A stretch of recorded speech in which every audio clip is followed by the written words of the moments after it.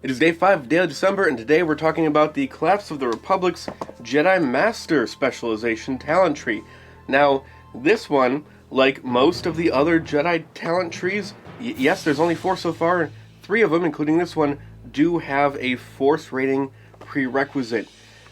And this one, it really feels kind of justified, because this one really feels like an advanced class, which is kind of a shame there aren't more. But it feels like something that you have to work your way to earn and unlock, and it just makes you really awesome.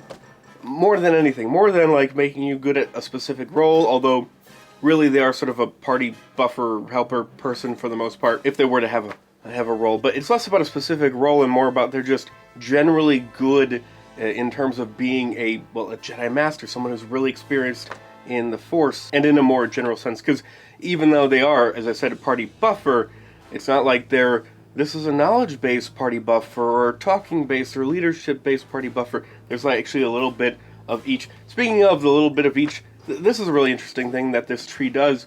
They have 3 different sets of basic, and then right below it, improved version of a talent right out of the gate, and they're all pretty good, to where it feels like you can really contribute, at least so you feel really good in a really awesome way in a really specific area. So, first of all, let's talk Researcher. Researcher is one of those talents, I think it started with the Scholar, I imagine. It's a knowledge talent which kind of doubly just seems not that interesting. Part of it is the fact that it deals with setback die, and that's one of those things where your GM really has to be on the ball, just peppering setback die everywhere to where it feels like a normal thing, so that when you do have that talent which removes setback die, it actually feels useful. Because otherwise you're like, okay, my dice pool, are there any setback die? Because I have talent which allows me to remove 2 setback die. No, there's no setback die. And you just get kind of sad, and then the GM sees that you get kind of sad, and you're like, yeah, there was 2 setback die, and you removed both of them. Good job, great job picking those talents. Now roll the frickin' dice. At least that's how it typically seems to work at my table, and the other part of it is the fact that, well, it's a knowledge talent. It's not very intuitive to insert knowledge checks into the game that feel interesting and useful, at least when you compare it to, combat, healing, talking.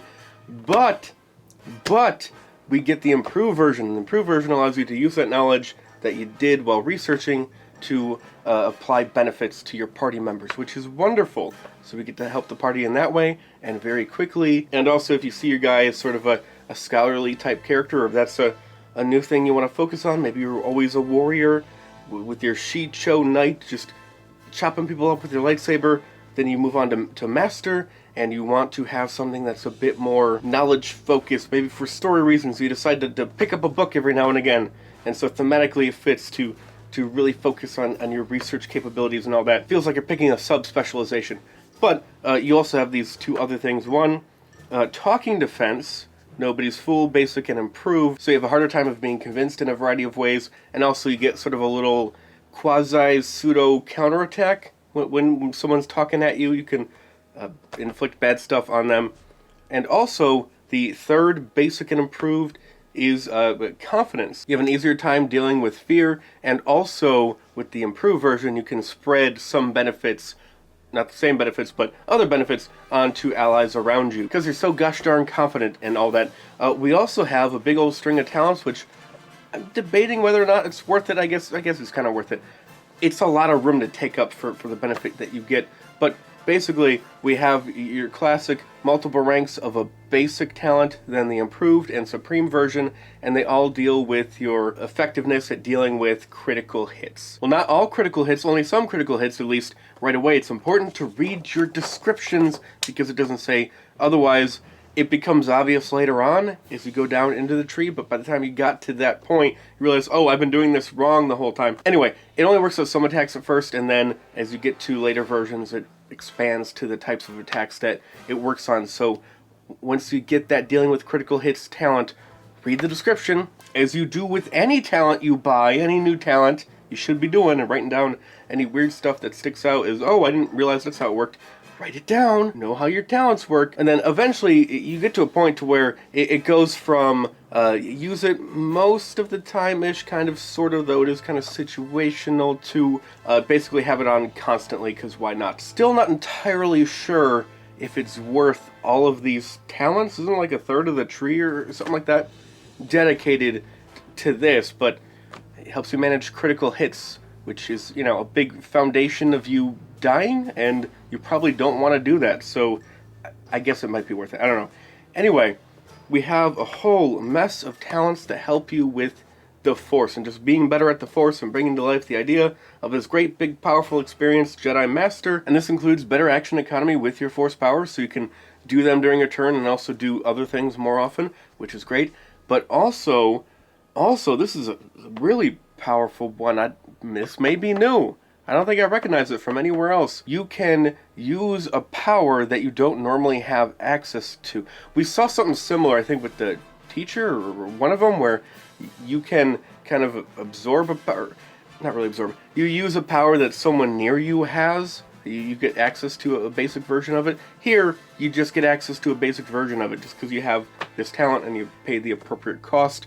Or, alternatively, you can also get a certain type of upgrade of a power that you do already have the basic version of. So, a lot of flexibility here. I bet now you're wishing you bought all those Force and Destiny source books so you get all the free extra powers so you have as much to work with as possible. Which, if you do want to buy more, you can go through my Amazon store and I get a little commission, help the channel. It doesn't help you at all. I feel like I should be very, very straightforward with that. It doesn't help you at all, just helps the channel. And I guess by transitive property of shilling it helps you because I can put out more stuff more often. Anyway, there is no try. I really like this one. Recently, we talked about the Jedi Consular Teacher one. In that talent tree, there's a talent where if an ally screws up, then you can help them on their next check. Or, you know, you could just help them in general in the first place so they don't screw up. Well, with this talent, if you go there first and then come to here, which I really like as a pairing, you can help them out. Oh, here, go do the check. You'll be great. I believe in you.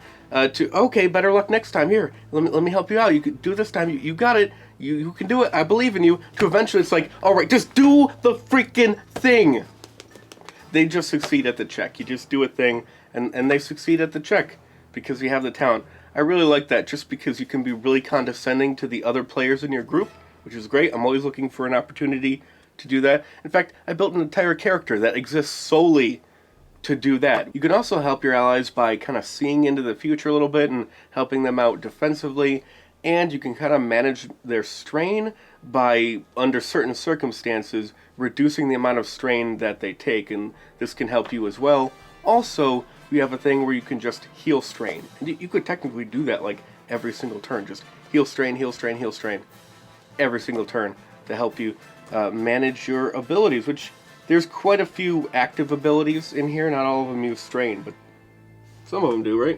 If I'm counting correctly, it looks like one talent uses up strain, so you're gonna have an easy time dealing with strain. Finally, we get help disarming people, so we get a little help with lightsaber combat. I would hope for a Jedi Master you'd get a little bit more than that. I mean, the career gets this lightsaber as a career skill, but I would hope we get just something else. I don't know, anything. Just one little thing to help us with lightsaber combat on a maybe semi-regular basis. I don't know. It doesn't matter. The point is, this is a supplemental tree anyway. Pair it with something that does help you with lightsaber combat. And yeah, it just helps you feel like a really powerful, experienced Jedi. One who's so powerful that all these other smaller areas like talking and your confidence dealing with fear and doing research, they're all just sort of in general raised upward because you're a Jedi Master, and why wouldn't it be? You're a warrior, poet, scholar, diplomat, whatever else the movies and lore need you to be. You're all those rolled into one. Why not? And because it doesn't focus on any one role, at least in terms of like a skill type, like you're not a knowledge party helper or a talker party helper or a leader party helper. You're just a party helper in general, and also a little bit of help in each of these. It feels more like a supplemental tree. It really does feel like a universal spec, but a really powerful one, an advanced class. It feels like a new type of specialization that I really can't say I've seen anywhere else, but I wish there were like 3 or 4 of these. I love advanced classes in games. I wish this was a game that really catered well to that, which this one kind of does with the new Force rating prereq rules. Anyway, that's it for today. Next time we're doing more Star Wars stuff. Spoilers, more Star Wars stuff.